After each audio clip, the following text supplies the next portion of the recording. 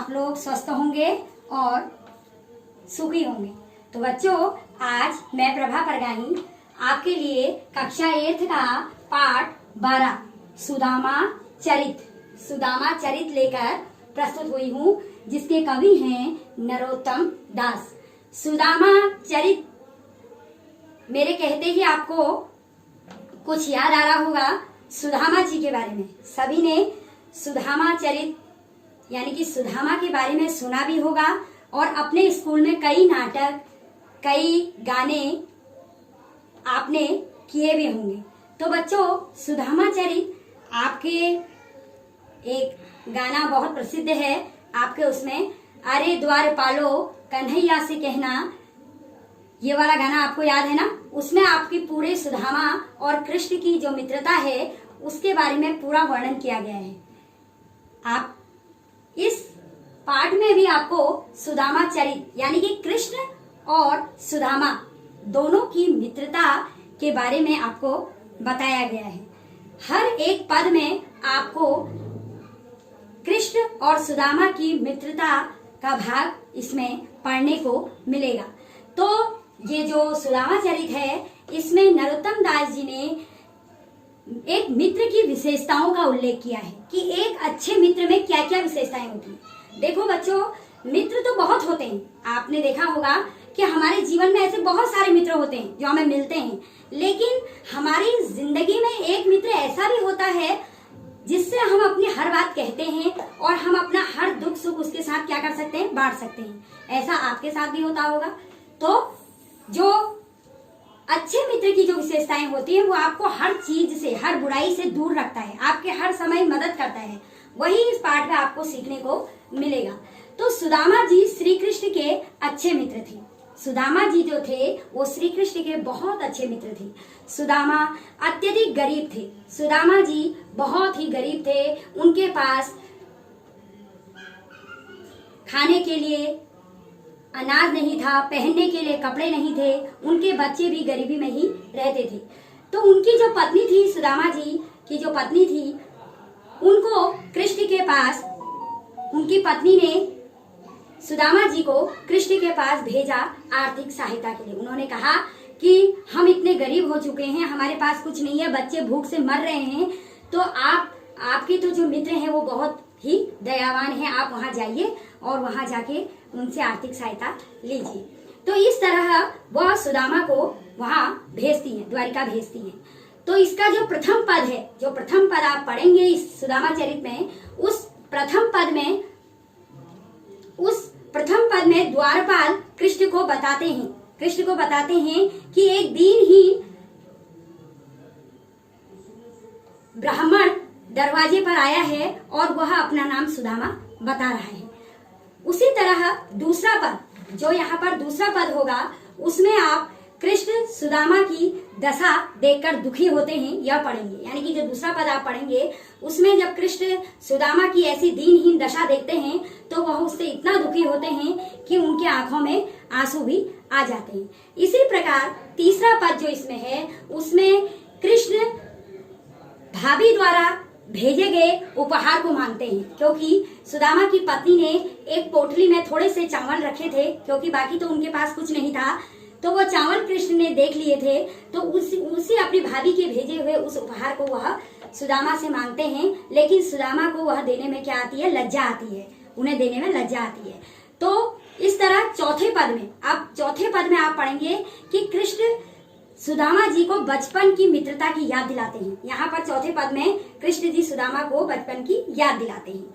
उसी तरह जो पांचवा पद है, इसमें अपने मित्र के दुखी हो जाने का यहाँ पर वर्णन किया गया है। और जो छठा पद है, उसमें सुदामा गांव में बने विशाल भवन को देखकर प्रसन्न होते हैं। जब वो वहां से चले जाते हैं तो वो देखते हैं कि कृष्ण ने मेरा सारा जो ये एक कुटिया थी इसको भवन के रूप में परिवर्तित कर दिया है। और सातवें पद में यहाँ पर कृष्ण के मित्रता का वर्णन किया गया है कि किस प्रकार उन्होंने अपनी मित्रता निभाई। तो बच्चों, ये जो 7 पद आपके इस सुदामा चरित में दिए हैं, ये बहुत ही सुंदर पद हैं। इन पदों को पढ़ते हुए आपको, तो पाठ को पढ़ने से पहले मैं आपको कुछ पाठ में आए कठिन शब्द बताऊंगी, इन्हें आप देखेंगे। पगा, पहला शब्द है पगा। पगा का अर्थ होता है बच्चों पगड़ी। दूसरा है झंगा, ढीला कुर्ता, जो ढीला ढाला कुर्ता होता है उसे झंगा कहते हैं। लटी, लटकना। उपानह, जूता, जूता जो पैर में पहना जाता है उसे उपानह कहते हैं। वसुधा, पृथ्वी। अभिराम, सुंदर। पुलकनी, पुलकनी खुशी या आनंदित। पनही, जूता।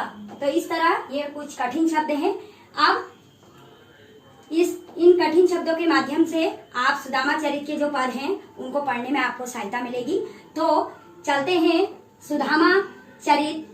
गा न झगा तन में प्रभु जाने को आही बसे के ही ग्रामा। धोती फटी सी लटी दुपटी अरु पाए उपानह को नहीं सामा। द्वार खड़ो द्विज दुर्बल एक रहो चकिसो वसुधा अभिरामा। पूछत दीन दयाल को धाम बतावत आपनो नाम सुधामा। प्रस्तुत काव्यांश नरोत्तम दास द्वारा रचित काव्य सुदामा चरित से अवतरित है। श्री कृष्ण के बचपन के मित्र सुदामा अपनी पत्नी के आग्रह पर कुछ आर्थिक सहायता पाने की आस से उनकी नगरी द्वारका पैदल जा पहुँचे। यानी कि जब उनकी पत्नी ने श्री कृष्ण के वहाँ जाने की बात कही तो सुदामा संकोच करने लगे। तो उनकी पत्नी ने आग्रह किया कि हमारी आर्थिक स्थिति सही नहीं है, आप उनकी नगरी जाओ। तो वह पैदल द्वारका पहुँचे और द्वार पर खड़े होकर द्वारपालों से कहने लगे कि मुझे कृष्ण से मिलना है, उनसे भेंट करनी है। व्याख्या। हे प्रभु, बाहर महल के द्वार पर एक गरीब सा व्यक्ति खड़ा हुआ है। उसके सिर पर न तो पगड़ी है और न ही शरीर पर कोई कुर्ता है। पता नहीं वह किस गांव से चलकर यहाँ तक आया है। यानी कि जो अभी मैंने आपको काव्यांश पढ़ाया उसका यही अर्थ है कि हे प्रभु, बाहर महल के द्वार पर एक गरीब सा व्यक्ति खड़ा है। उसके सिर पर न तो पगड़ी है न शरीर में कोई कुर्ता है। पता नहीं वह किस गांव से चलकर यहाँ तक आया है, ऐसे द्वारपाल श्री कृष्ण से कहते हैं। दरवाजे पर खड़ा वह गरीब कमज़ोर सा ब्राह्मण हैरान होकर पृथ्वी और महल के सौंदर्य को निहार रहा है। वह चकित सा अवस्था में है।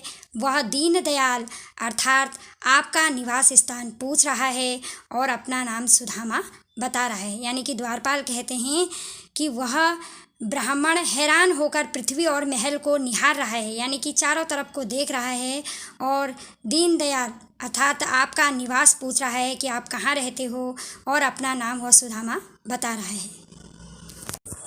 ऐसे बेहाल बिवाइन सो पग कंटक जाल लगे पुनि जोए।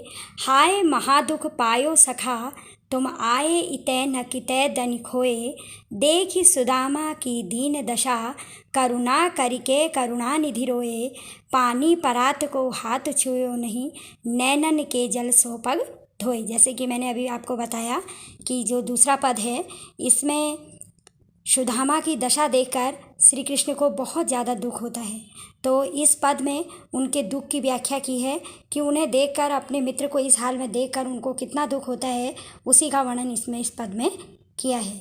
तो इस पद का जो प्रसंग है उसे पढ़ते हैं। प्रस्तुत सवैया नरोत्तम दास द्वारा रचित सुदामा चरित से अवतरित है। जब श्री कृष्ण को पता चला कि द्वार पर उनके बचपन के सखा सुदामा खड़े हैं, तब वे दौड़े गए और उन्हें आदर सहित अंदर लाए। कृष्ण अपने मित्र सुदामा की दुर्दशा देखकर बहुत ज़्यादा दुखी हुई। जैसे ही वह उनको लेने के लिए दौड़े, नंगे पांव दौड़े, तो उनकी ऐसी दशा को देखकर श्री कृष्ण को बहुत ज़्यादा दुख हुआ। श्री कृष्ण ने सुदामा के पैरों को की ओर नज़र डाली तो देखा उनके पैरों में कांटों के जाल लगे हुए हैं। सुदामा नंगे पैर थे, उनके पैरों में बवाइयाँ फटी हुई थीं, उनका हाल बहुत बेहाल था। श्री कृष्ण ने जब ये सब देखा तो उन्हें बहुत ज़्यादा दुख हुआ। कृष्ण ने अत्यंत व्याकुल होकर कहा, हे मित्र, तुमने इतना महादुख पाया, तुम इतने दिन तक यहाँ क्यों नहीं चले आए, क्यों इतना कष्ट भोगते रहे। सुदामा की बुरी हालत देखकर करुणा के निधान श्री कृष्ण रोने लगे। यानी कि उनकी हालत देखकर उन्होंने कहा कि तुम आज तक क्यों मेरे पास नहीं आए मदद के लिए। उनकी ऐसी हालत देखकर श्री कृष्ण रो पड़े। यानी कि उन्हें बहुत ज़्यादा अपने मित्र की दशा को देखकर बहुत ज़्यादा करुणा का भाव मन में जागृत हुआ और जिससे कि वह रोने लगे। उन्होंने सुदामा के पैरों को धोने के लिए एक परात मंगाई और उस पर पानी को उन्होंने छुआ तक नहीं। अपने नेत्रों से बहने वाले आंसुओं के जल से ही उन्होंने अपने मित्र सुदामा के पैर धोए। यानी कि वो उस दिन इतना रो पड़े कि उनको जल की भी आवश्यकता नहीं हुई। उन्होंने अपने मित्र के पैर अपने आंसुओं से ही धोए। अर्थात कृष्ण की आँखों से निकली अक्षुधारा से मित्र सुदामा के पैर धुल गए। सुदामा यह देखकर बहुत ही दुखी हुए और इस तरह कृष्ण के प्रेम को देखकर वो बहुत अधिक भावुक हो उठे। कुछ भागी हमको दियो, सो तुम काहे न देत, चापी पोटरी काख में रहे कहो के ही हेतु। आगे चना गुरु मातु देते, लये तुम चाबी हमें नहीं दीनी। श्याम कहु याई मुस्काए सुदामा, सो चोरी की बान में ही जू प्रवीणी। पाछली बानी अजो न तजी तुम, तैसे ही भाभी के तंदुल किन्हीं।